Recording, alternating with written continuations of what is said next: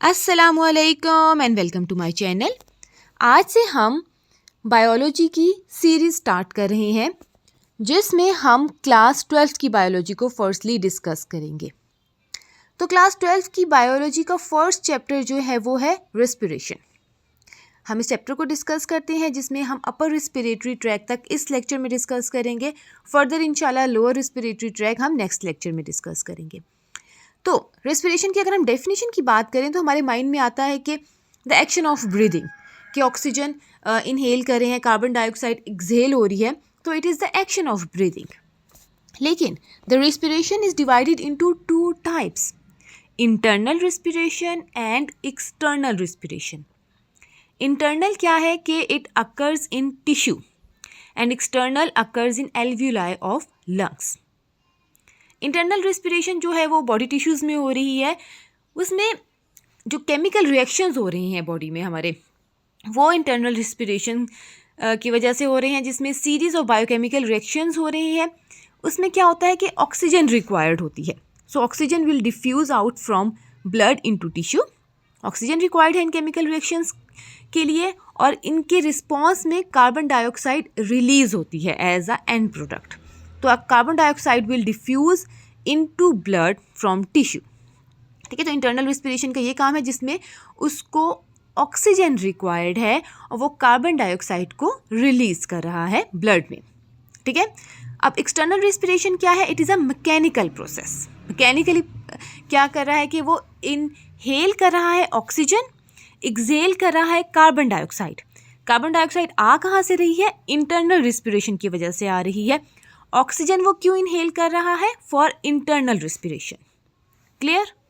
Internal respiration takes place in every cell and external respiration takes place in all organisms. ये cellular level तक है internal respiration, और external respiration organismic level पे है। Okay, जो internal respiration है उसमें जो कॉम्प्लेक्स ऑर्गेनिक कंपाउंड्स हैं दे आर ब्रोकन। ग्लूकोज की ब्रेकडाउन हो रही है। It is a catabolic process. Catabolic process क्या होता है? जिसमें कॉम्प्लेक्स एक कोई बड़ा कंपाउंड ब्रेकडाउन हो रहा है इनटू स्मॉलर कंपाउंड। ठीक है, it is a catabolic process, और इस प्रोसेस के लिए एनर्जी रिक्वायर्ड होती है, ऑक्सीजन रिक्वायर्ड होती है। एक्सटर्नल रेस्पिरेशन में क्या हो रहा है? Exchange of gases will take place. Internal respiration में oxygen is utilised and carbon dioxide and water are released. और external respiration जो है it is important for cellular respiration और internal respiration. तो ये जो दोनों प्रोसेस हैं they are interlinked, कि एक्सटर्नल रेस्पिरेशन हो ही इंटरनल रेस्पिरेशन की वजह से रही है, क्योंकि इंटरनल रेस्पिरेशन को ऑक्सीजन रिक्वायर्ड है और उसकी वजह से एक्सटर्नली ऑक्सीजन इनहेल की जा रही है, कार्बन डाइऑक्साइड एक्सहेल की जा रही है। अभी डायग्राम के थ्रू आप देखें जिसमें एक्सटर्नल रेस्पिरेशन के डायग्राम है, it takes place between environment and lungs, और इंटरनल रेस्पिरेशन का कहाँ पे हो रही है? Between blood and cell. अब ब्लड से वो ऑक्सीजन को ले रहा है इन द सेल। अब जो ऑक्सीजन के मॉलिक्यूल्स हैं वो दो मॉलिक्यूल्स हैं, वो ब्लड से एंटर हो रहे हैं सेल में, और सेल से कार्बन डाइऑक्साइड रिलीज हो रही है in the blood. Okay, now move towards the properties of respiratory surface. Respiratory surface क्या है? Respiratory surface which participates in the exchange of oxygen and carbon dioxide with environment takes place is called respiratory surface, जहाँ पे gaseous exchange हो रही है such as alveoli. Now move towards the properties. Properties क्या है? First is it must be permeable. Permeable क्या है? कि वो इजीली गैसेस एक्सचेंज हो सके, easily oxygen and carbon dioxide exchange हो सके बाय डिफ्यूजन। सेकंड जो है it should be thin. Thin क्यों होनी चाहिए? Thin surface will allow faster diffusion of gases. It should be moist. Surface must be moist to dissolve gases, enabling them to diffuse more easily. ठीक है, अगर moist surface होगी तो easily diffusion of gases होगा. Fourth point is it should have large surface area. Surface area ज़्यादा क्यों होना चाहिए? तो surface area अगर ज़्यादा होगा तो it will increase the capacity for gas exchange. तो गैस एक्सचेंज ईजीली जल्दी होगा, डिफ्यूजन ईजीली होगी। अब एक क्वेश्चन आया था पेपर में जिसमें ये था कि why the lungs are not balloon like structure, वो सिंपल बैलून लाइक स्ट्रक्चर क्यों नहीं होते?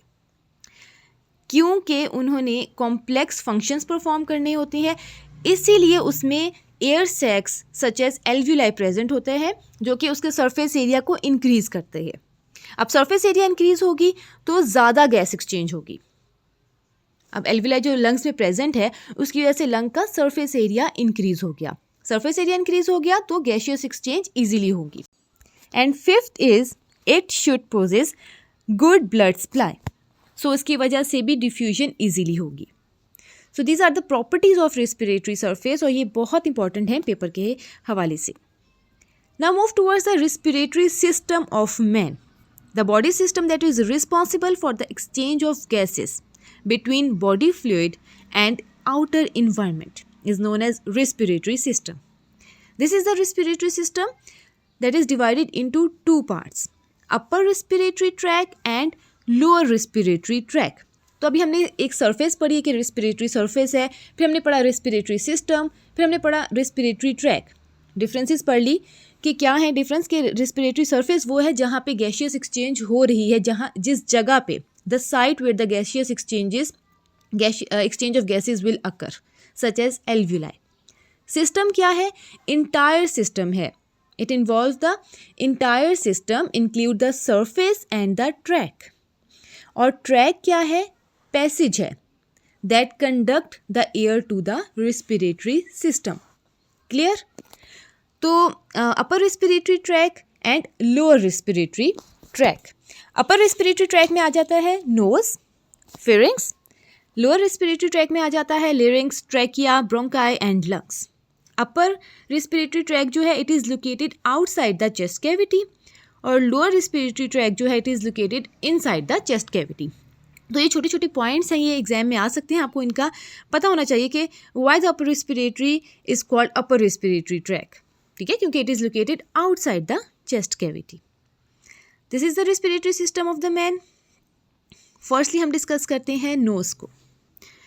नोज जो है the externally visible part consist of bone, cartilage and fatty tissue. It has nostrils and nasal cavities. Nostril जो है जो outer surface है, जो एक्सटर्नल ओपनिंग है, उसको कहते हैं नॉस्ट्रिल्स। और नेजल कैविटी क्या है? इंटरनल हॉलो स्पेस जो है नोज में, उसको कहते हैं नेजल कैविटी। डायग्राम के थ्रू देखें आप कि जो एक्सटर्नल सरफेस है, एक्सटर्नल ओपनिंग है वो नॉस्ट्रिल्स हैं, इंटरनल हॉलो स्पेस जो है वो नेजल कैविटी है, और जो नेजल कैविटी है वो डिवाइड हुई है with the help of nasal septum, ठीक है। जो बीच में पार्टीशन आपको नज़र आ रही है वो है नेजल सेप्टम, जो कि डिवाइड कर रही है नेजल कैविटीज़ को। The interior part of nasal cavity near nostrils are called vestibules, and these contain hair. Okay, now move towards the role of nose. First is air entry and passage. So क्या है कि it is the primary entry point for air into the respiratory system. कि जो primary entry point है वो है nose. Nose के through air अंदर आ रही है. जो एयर है it will enter through nostrils, move towards the nasal cavity, move into the nasal cavity where it proceeds to the larynx, trachea, bronchi and then the lungs. तो जो primary entry point है वो knows है। Second जो role है वो है warming of air. अब जो एयर है वो कोल्ड एयर है, अब नोज उसको कैसे वार्म कर रहा है? जो ब्लड वेसल्स प्रेजेंट होती हैं नेजल कैविटीज़ में, they will warm the incoming air to the body temperature. और ये क्यों ज़रूरी है? It is essential because the cold air can irritate the lungs and respiratory passage. तो ये जो एयर है उसको वार्म भी नोज कर रहा है। थर्ड जो पॉइंट है वो है filtration of air. Both nostrils and nasal cavities are lined with ciliated mucous membrane. ठीक है, सीलिया होता है और म्यूकस मेम्ब्रेन प्रेजेंट होती है। म्यूकस मेम्ब्रेन क्या कर रही है? It will secrete mucus. Mucus का फंक्शन क्या है? It will moisturise the nasal passage and it will trap dust, dirt and pathogen. इसका स्लाइमी नेचर होता है, मॉइस्चर प्रोड्यूस करता है, जिसकी वजह से जो पैथोजेंस एंटर होते हैं वो ट्रैप हो जाते हैं in the mucus and it will act as a defence mechanism. Mucus जो है it contain anti microbial agent that helps to neutralize harmful pathogen. So that's why it act as a defense mechanism. और ये जो सीलिया present है, जो tiny hair like structures present होते हैं knows में, they will move the trapped particles towards the pharynx where they can be either swallowed or expelled. Now, fourth जो function है nose का, it is the sense of smell. The nose contains olfactory receptors that are responsible for detecting odors. Now move towards the pharynx. Second part of respiratory tract. The pharynx is a part of respiratory system as well as the digestive system. ठीक है, respiratory system का भी ये part है और digestive system का भी ये part है. It connects the nasal cavity and mouth to the larynx and esophagus. तो ये एक biological cavity है that connects the oral cavity and nasal cavity to the esophagus, trachea and larynx region. इनके दरमियान में connecting point जो है. Pharynx is divided into 3 regions: nasopharynx, oropharynx and laryngopharynx. Nasopharynx जो है, as a name indicate, it is located behind the nasal cavity and it serves as the passage for air from the nose. Oropharynx located behind the mouth. It serves as a passage for both food and air and food. And laryngopharynx जो है, it is located behind the larynx. It directs air into the trachea and food into the esophagus. So this lecture was about respiration, जिसमें हमने upper respiratory tract को discuss किया है. इंशाल्लाह हम next lecture में हम lower respiratory tract को डिस्कस करेंगे. Hope you like this video. Thank you and Allah Hafiz.